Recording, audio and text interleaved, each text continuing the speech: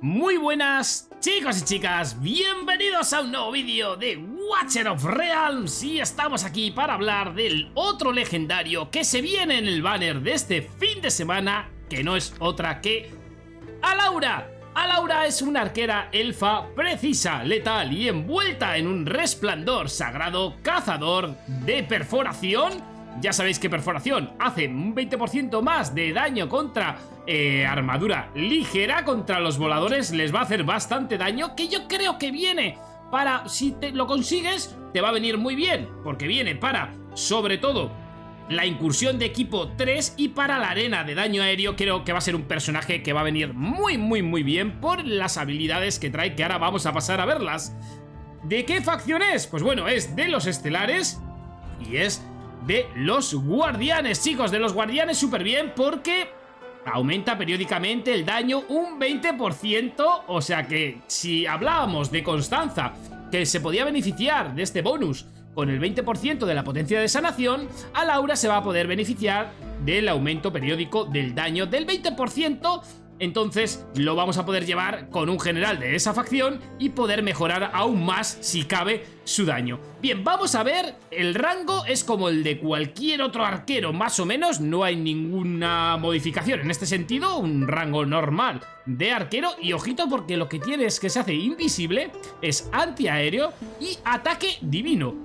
Bien, vamos a ver, bueno, su talento. Cuando la habilidad definitiva no está activada, permanece en el estado invisible, chicos. Esto está súper bien para que no nos detecten los enemigos y poder estar ahí disparando en modo torreta. Vale, vamos a pasar a ver sus habilidades. Bueno, hablar antes de nada, decir que tiene un coste de 12, que es algo bastante... es como Hatchut.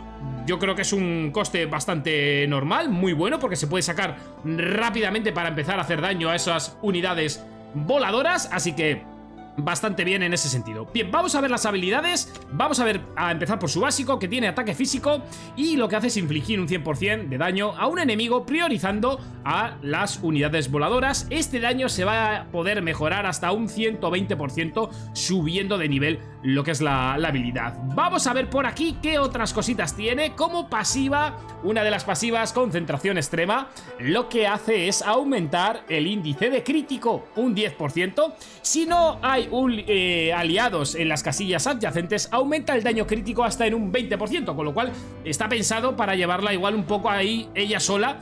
Sí que esté a rango de un healer, pero como tiene lo de invisible, pues igual tampoco es que haga falta. Por eso decía yo que la incursión de equipo 3 se puede llevar, porque la podemos poner igual en esa parte izquierda de la incursión, a ella sola, ahí repartiendo estopa, y olvidarnos un poquito de tener que curarla. Vale, o en la parte de la derecha también se puede llevar. Vale, ¿qué más tiene esta pasiva? Pues que se puede mejorar el daño crítico un 5%, el índice crítico un 5% y el daño crítico otro 5 y otro 5% más, subiéndolo al máximo, que es el nivel número 5. Vale, por aquí tenemos otra pasiva, que es disparos desperdigados, que, ojito con lo que hace, por cada golpe crítico asestado durante la habilidad definitiva, inflige un 60% de daño a dos enemigos a una distancia de 1,5 casillas del objetivo original.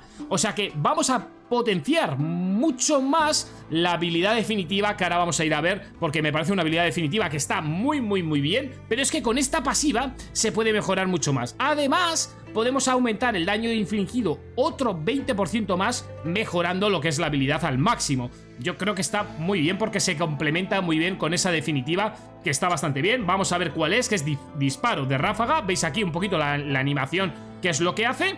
Y lo que hace es que cuando se activa, pierde el estado invisible.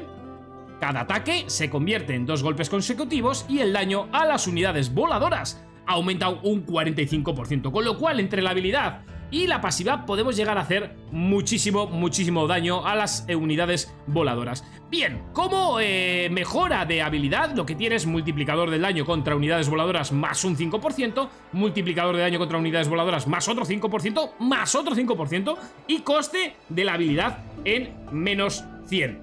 Así que, chicos, yo creo que es una habilidad bastante bueno, sobre todo para etapas o para incursiones donde tengamos unidades voladoras o que sean un poquito más difíciles de matar. Yo creo que nos va a venir muy bien. No sé, chicos, dejadme en los comentarios qué os parece a vosotros este personaje, pero creo que está más enfocado pues a ese tipo de etapas. No lo veo como para llevarlo al boss de clan, aunque siempre hay que probar las cosas con el equipo.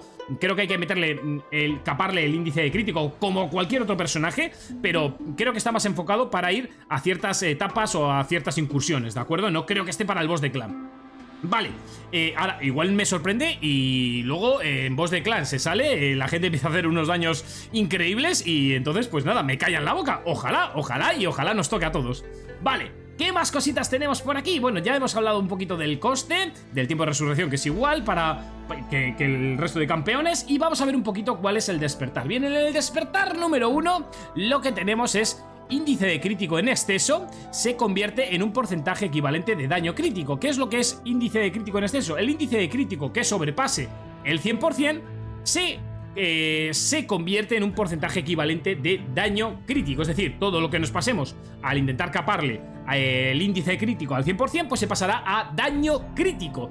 Muy bien y muy importante este despertar número 1. Generalmente el despertar número 1 de la mayoría de los personajes suele ser, chicos, un despertar bastante fuerte. La mayoría, no todos, otros es el 2 o el 3, pero la mayoría, el 1, suele estar bastante bien. Mejor, porque si te ponen en el 5, pues ya es más complicado llegar. Vale, ¿qué más tenemos? En el despertar número 2 tenemos más 300 de ataque. En el despertar número 3 tenemos que los golpes críticos realizados en el estado invisible, es decir, cuando está invisible, tendrán una probabilidad del 50% de infligir un 80% de daño adicional a dos enemigos a una distancia de 1,5 casillas del objetivo. Está bastante bien porque generalmente los objetivos suelen venir, la mayoría, salvo que sea algún boss o miniboss, suelen venir juntos. Entonces eso está bastante bien porque vamos a poder hacer más daño. Y en el despertar número 4 que tenemos, pues más índice crítico, un 8%. Y en el despertar número 5, pues mejora de despertar mientras dure el estado invisible. Cada 10 golpes críticos a ese estado aumentará el daño un 10% durante la próxima habilidad definitiva.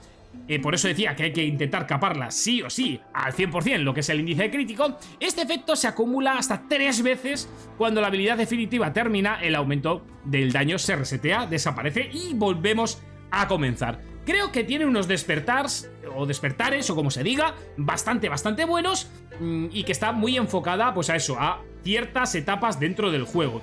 No lo veo como un personaje top, pero que sí va a sobresalir mucho en esas etapas concretas, ¿de acuerdo? Es más un héroe circunstancial, pero que lo va a hacer muy bien en esas etapas donde hemos dicho anteriormente. Así que nada, chicos, dejadme en los comentarios qué os parece a vosotros este héroe, cómo lo veis vosotros, si lo veis igual que yo, o si lo veis diferente, os veis alguna otra posibilidad donde se puede llevar y puede hacer un buen papel. Y nada, ya sabéis, dejar un fuerte like, suscríbete si no estás suscrito para más contenido de Watcher of Realms. Nos vemos en el siguiente vídeo. ¡Hasta luego!